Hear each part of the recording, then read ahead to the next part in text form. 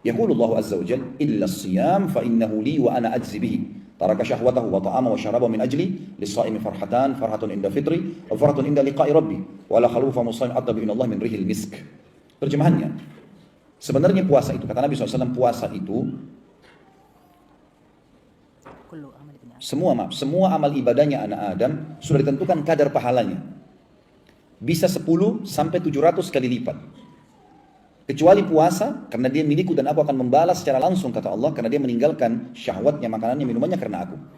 Apa makna di sini teman-teman sekalian? Semua amal ibadah anak Adam, sholatnya, bakti sama orang tuanya, haji, jihadnya, sudah ditentukan kadar pahalanya 10 sampai 700 kali lipat. Artinya beda pahalanya antara orang, misal antum mau sedekah, keluar dari rumah, membawa uang, kalau di Indonesia saya bahasakan, mungkin di sini real, rupiah misalnya, kita ambil uang yang paling besar, 100.000, uang yang paling bersih, bahkan tidak ada leceknya sedikit pun. Kemudian kita taruh di kantong kita di sebelah kanan, niat untuk sedekahkan. Dengan uang yang sudah lecek atau sudah agak tua, ditaruh kantong kiri untuk kita belanja. Ini beda pahalanya dengan orang yang uangnya tercampur. Kalau ada orang miskin yang minta, dia tinggal tarik, mau lecek, mau baru, mau tua, dikasih aja. Tanpa juga melihat nilainya besar atau kecil. Akan beda pahala. Ada kemasan yang positif di sini.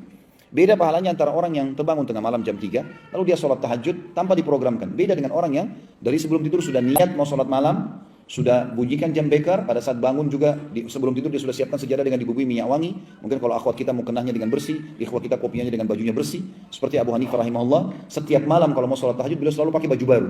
Setiap hari baju baru. Rahimahullah. Jadi karena ingin bertemu dengan Allah. Seperti kalau kita ketemu dengan raja atau presiden, kita akan pilih baju yang terbaik. Maka ini dilakukan oleh Abu Hanifah rahimahullah. Maka dia berusaha untuk menggunakan pakaian yang terbaiknya. Kemudian mungkin sebelum dia sholat malam, dia mandi dulu, dia minum teh hangat. Maka beda pahalanya orang yang mengemas ini dengan orang yang begitu saja mengerjakan ibadah. Makanya ibadah itu bisa 10 sampai 700 kali lipat tergantung kadar niat dia dan bagaimana dia mengemas sebaik mungkin ibadah itu. Kecuali puasa.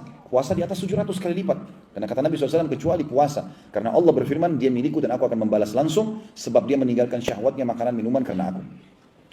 Lalu Allah berkata, untuk orang puasa aku janjikan 2 kegembiraan. Pada saat dia buka puasa dan pada saat dia bertemu dengan Tuhannya Allah.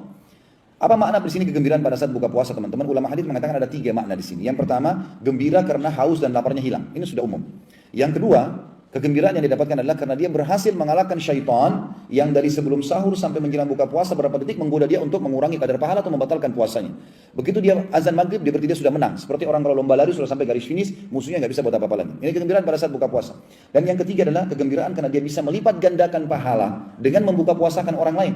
Sebagaimana akan kita jelaskan nanti. Itu kegembiraan. Jadi satu hari kita bisa dapat pahala 50 pahala puasa, 100 pahala puasa, 1.000.000 pahala puasa. Tergantung antum mau berapa banyak. Tinggal buka puasakan orang. Itu. Maka kita akan panen pahala. Maka pada saat buka puasa kita akan gembira di sini orang-orang beriman karena dia akan panen pahala dia dan pahala orang yang dibuka puasakan. Sementara kegembiraan yang kedua adalah pada saat bertemu dengan Allah, artinya dia akan masuk ke dalam surga. Dan penutupan hadis, dan bau mulutnya orang yang puasa lebih wangi di sisi Allah daripada bau kasturi. Apa maknanya kalimat ini teman-teman sekalian? Tahu kasturi ya? Di sini pasti ada. Minyak kasturi biasanya mahal sekali ya, kalau yang asli itu. Tapi perlu digarisbawahi juga tidak semua orang suka baunya kalau yang buatan manusia yang ada di dunia. Lalu kenapa penggunaan kalimat kasturi di sini? Jawabannya hampir mirip dengan di surah Ar-Rahman disebutkan di surga akan ada kurma, ada anggur, ada delima. Dalam surah Al-Waqiah ada pisang disebutkan. Ini kata ulama adalah hal-hal yang sama namanya dengan di dunia, tapi beda bentuk, beda aroma, beda cita rasa. Jadi misal, masalah kurma di surga. Baginda Nabi SAW bersabda, sesungguhnya satu butir kurma di surga, satu butirnya seperti tempayan besarnya. Tempayan tempat makanan yang besar, bisa 10 orang makan. Satu butir kurma. Putihnya lebih putih daripada susu, manisnya lebih manis daripada madu, dan lembutnya lebih lembut daripada bui.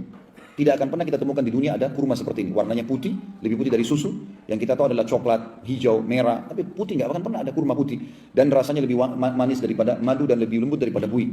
Tapi seperti itulah. Makanya kata ulama yang disebutkan di surga adalah sama dari sisi nama dengan dunia, tapi beda dari sisi bentuk, aroma, dan cita rasa. Begitu juga dengan kasturi.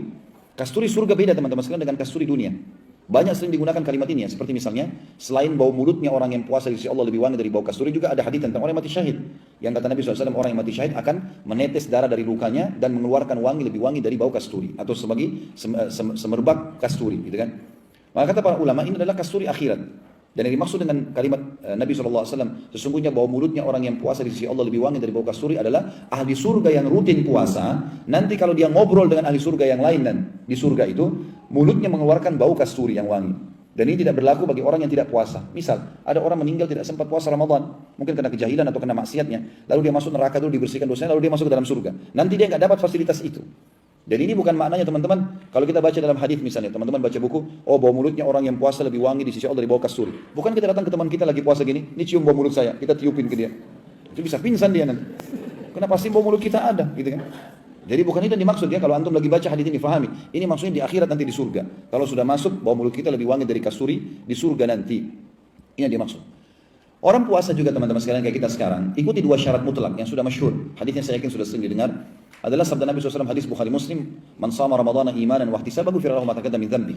Untuk menambah ekstra yang kita bisa dapatkan lagi puasa, selain pahala yang lebih besar sampai 700 kali lipat mengalahkan ibadah-ibadah yang lain, juga kita bisa membersihkan semua dosa kita dengan puasa itu. Dan setiap hari ada pembersihan dosanya. Sebagaimana sabda Nabi SAW, siapa yang berpuasa Ramadan karena keimanan dan mengharapkan pahalanya. 2 syarat. Maka dibersihkan dosa-dosanya yang lalu. Apa maknanya keimanan teman-teman sekalian? Keimanan artinya semua orang pun tidak puasa, saya tetap puasa. Nggak ada urusannya antara saya sama Allah. Itu makna keimanan. Jadi bukan puasa karena nggak enak sama teman, nggak enak sama atasan, nggak enak sama pasangan hidup, nggak enak sama lingkungan. Nggak. Memang karena Allah. Itu keimanan. Siapa yang berpuasa karena keimanan, yakin ini perintah Allah dan mengharapkan pahalanya, maka dibersihkan dosa-dosanya yang telah lalu. Puasa ini teman-teman harus diikutkan seluruh anggota tubuh kita puasa. Kalau tidak bisa sia-sia puasa kita. Mata harus puasa, telinga harus puasa, tangan puasa, kemaluan puasa, kaki puasa, semua puasa ini. Jadi bukan cuma perut saja dengan tenggorokan. Misal contoh sabda Nabi SAW dalam sebuah hadis sahih riwayat Bukhari, man lam yada' qaula az-zuri wal 'amala bih, falaysa lillahi hajatun fi an yada'a ta'amahu wa syarabah. Siapa yang tidak meninggalkan perkataan dusta dan perbuatan dusta, maka Allah tidak sudi menilai lapar dan hausnya. Jadi kalau puasa tapi masih dusta, batal puasa. Amal-amal ini tidak boleh dilakukan.